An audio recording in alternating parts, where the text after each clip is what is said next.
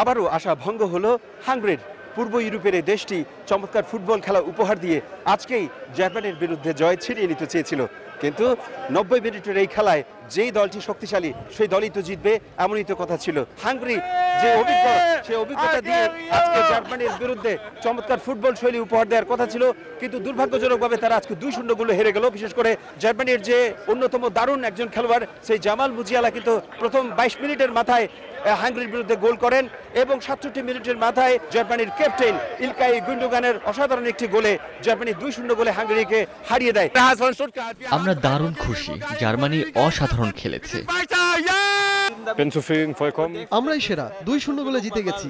আর কি চাই বলুন? আমরা বার্লিনে আসছি, ফাইনালে দেখা হবে।